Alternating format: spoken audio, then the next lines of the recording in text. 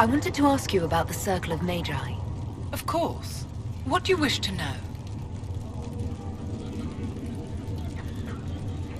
You must have an opinion of the Templars after living so long in the Circle. Having opinions about Templars, my dear, is exactly like having opinions about mages or Navarrans or men. I have known some who are impossible to endure and some who are utterly charming.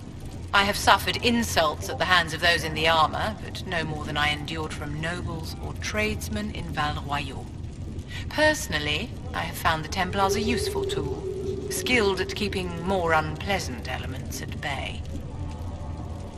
If the Circle disbanded, how can you still belong to it? The Circle is an idea, my dear, and an idea cannot be dissolved.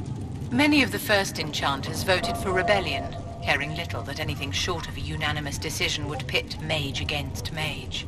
Rather than dissolving it, Grand Enchanter Fiona's vote split the Circle in two. The rebels follow her, the loyalists follow me. If you led all the loyalists, why are you only First Enchanter and not Grand Enchanter? Grand Enchanters are elected, and since there are no First Enchanters besides myself, no vote can be held.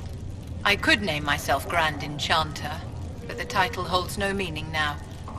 When the circles are restored, that will change. I've never been to the Montsemard Circle. What was it like? A place of great history and tradition, with the greatest library of magical history outside of the Imperium.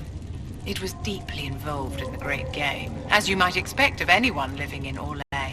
The mages there were quite competitive, but it was stimulating to be always pushed to exceed the abilities of my peers. How did we come to this state with the Circles in revolt? You, my dear, are far too wise not to have realized that many of our colleagues live with their eyes closed. Safe from the world inside their towers, they thought only of the Templars and their own resentment. Kirkwall gave the world a reason to remember its fear of magic.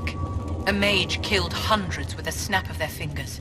Across Thedas, a new tangible fear of magic grew. Commoners and nobles alike called out to the Chantry for protection. But the malcontents in the towers thought nothing of this. They cared only for themselves and for their anger at the new Templar restrictions. When a mage attempted to assassinate Divine Justinia, again, the mages protested the investigation. The leadership chose to vote on independence based on the intolerable conditions imposed by the Templars, sparing no thought to the fact that magic was more feared in the aftermath of these attacks than it had been since Tevinter's day. So long as they had their freedom, they could care little for riots, angry mobs, or about pitting mages against each other.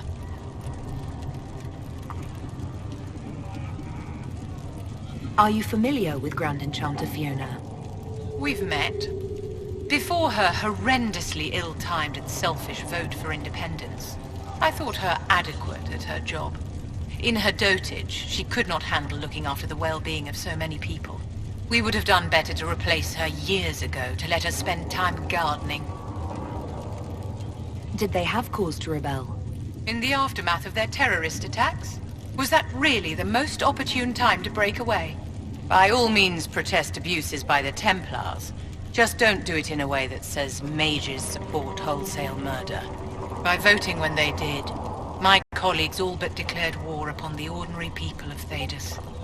A war in which we are outnumbered 100 to 1. I thought the fighting was only between mages and Templars. Why are mages fighting mages? The vote for independence was carried by only a small margin, but Fiona chose to let the motion stand. Those who opposed a rash declaration of war against the entire free world had little choice. By breaking from the Chantry when they did, the rebels declared themselves in support of mass murder. Anyone who did not wish to support terrorism and the slaughter of innocents was forced to take arms against the rebels.